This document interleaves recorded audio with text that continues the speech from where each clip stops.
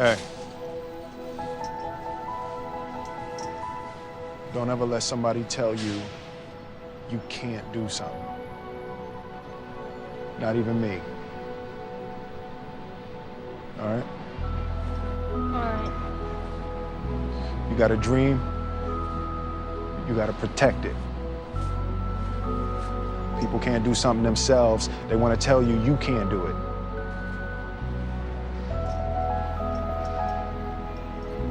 You want something, go get it. Period.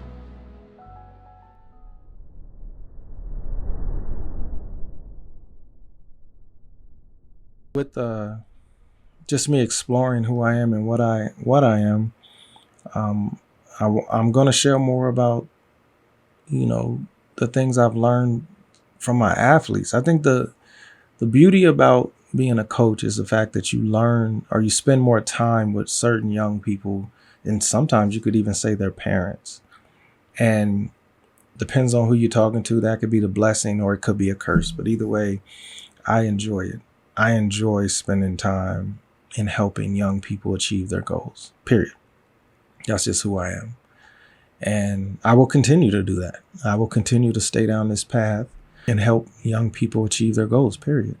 And that's who I am. But the biggest part about me that, I still try to understand is, why do I do what I do? That is, I know it's like some people say, and I'm gonna tell some funny stories. I guess depending on who you're talking to, they could be funny, but whatever. Some people just call me stubborn. Some people I've heard arrogant. I've heard a lot of negative parts of it. Some, and obviously I've heard like, oh, you're very smart. You're very, intelligent.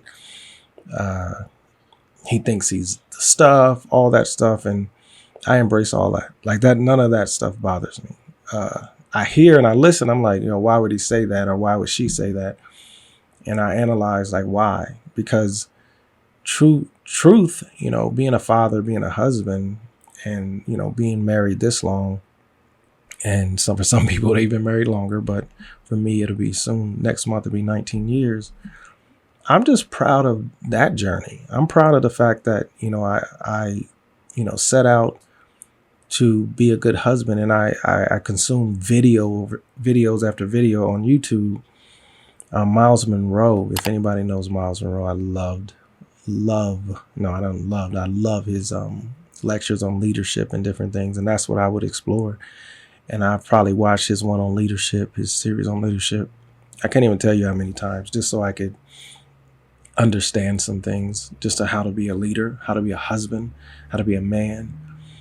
And that's what I focus on. That is my biggest focus. Is like when I first started, when we got married, me and Toya, it was just about me just being a husband and being a father. And I made a lot of choices that I wasn't so proud of.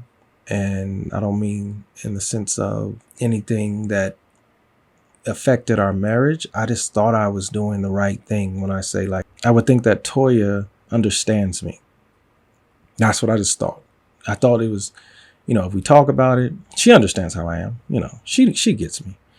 And she comes from her own background, and so do I. And that was like, the layers and layers and layers of, in essence, you can say baggage, but I don't really think I think that's the wrong word for it. But it just showed me that, man, there's so much work to do just to do this. And the examples that I had was, you could say TV, which that's not an example that anyone should be, I guess you say, should be that excited about. But for me, and seeing when we had our first son and our second son, for me, it was just, I just wanted to be the best dad, and I remember times where, when Jay was younger and Daniel were younger, and I would get frustrated and I would get angry, as we all do. And now they're older. They sometimes bring up some of the stuff, and I don't remember that person. And that's honestly a good thing, and it can be a bad thing. The good thing is that I'm listening to them tell me, Daddy, you did this, and it was, remember when you did this, and they're laughing, of course. But for me, if I don't remember, I'm like, I kind of pat myself on the back and say, okay, you moved on. But I do listen. And that was the biggest thing. And I have this one time we were at the store, and we were getting something from the store, and a grocery store, food.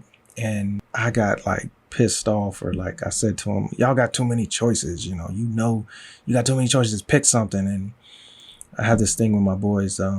If they want to share something or say something, they will, we give them that room to say it. And my oldest puts his hand on my shoulder, and he goes, Daddy, we weren't raised like you. You raised us to have choices. And I'm talking about, whoa. I was like, I think kind of smacked me in the face, which was cool. But at the same time, it brought me back to a reality. It's like, you always told us to have a choice. We have a choice. And that's honestly what I've always told them. Hey, you got a choice. Hey, choose. And even if it's obviously, as kids, small things, if you give them choices, what piece of candy, which one do you want? They always loved it. So now they're older, and they're like, you can't renege the choices. You just can't. And they were absolutely right. And really, my boys have become my teacher. The roles have, obviously I'm still dad, but they teach me a lot. They teach me so much about myself. And when you're a coach and you're around athletes, they're your teacher. At least for me, they teach me. You learn so many different backgrounds, so many different understandings, so many different things. And being fortunate as I have to be around so many people, when you train athletes and you meet parents and different things, you're around so many people, and you just kind of adapt to them, there's a scripture in the Bible that says, until the Jew, I'm a Jew. And I learned this from my lovely wife. She's like, this is how you adapt in these situations. This is how you behave sometimes. I just didn't understand. And I would sit and I would learn myself and learn through people. And people are my best teacher, but them darn boys, they've taught me so much, and they keep me real honest, and as well as Toya. But my athletes, or the athletes who reach out to me, and I'm thinking about one in particular, I won't say the name, but I will say she's very strong human being. She has the ability, to kind of just bring me back to reality and tell me like, hey, coach, you're coach. I hear that a lot from I would say all my athletes, but sometimes she just be like, coach, you're coach. Like, and I honestly didn't know what that meant. And then it took me some time, I would say years, to really understand is, I didn't look at myself as, coach, like they saw me. I wanted to, some people go for titles and different things. And I was just, I'm just dad. If I'm back, my family calls me Peppy. That's my nickname. And yeah, I didn't really know what I felt about that, and I didn't understand it. But I will say this, that now that I'm grasping it and understanding, coaches means a lot to them. And that taught me. It's like, coach, you're just coach. And I'm like, what does that mean? But I get it now. At least I'm starting to understand. It's starting to unfold for me.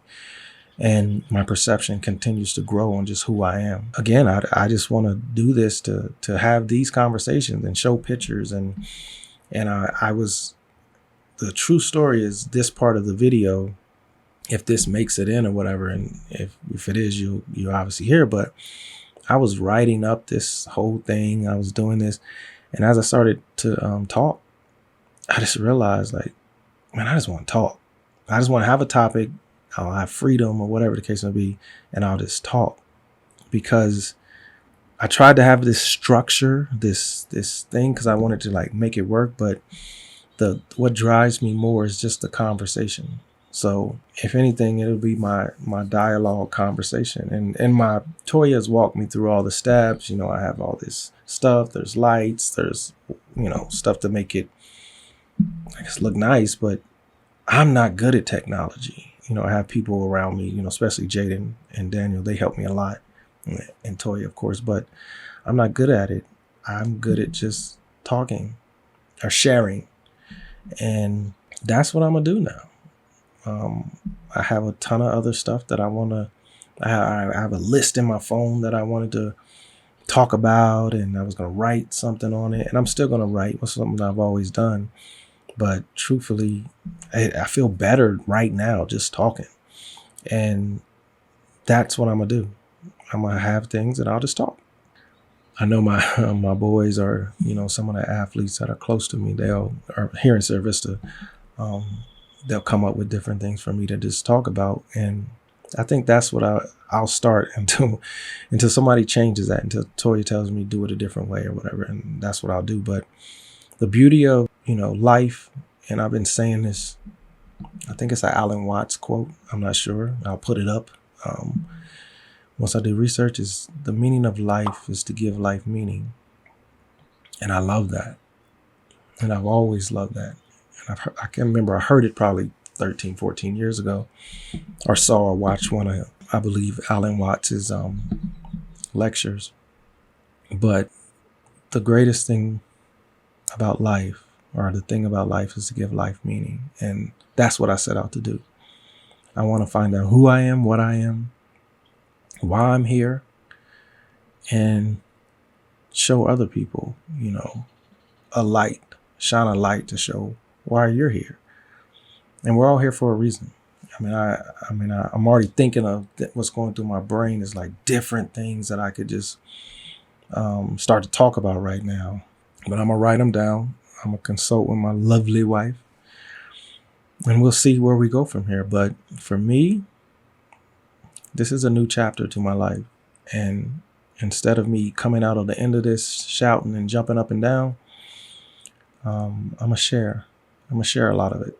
A lot of what I've learned and what I'm going to learn. Or I said going to learn, but a lot of what I will learn in the future. And that's what I want to do. So yeah. If you made it this far in the video, I appreciate it and look forward to more. Hey folks, thank you for watching. Like, comment, subscribe. Oh yeah, hit that bell, so you can know more about Swift Sundays.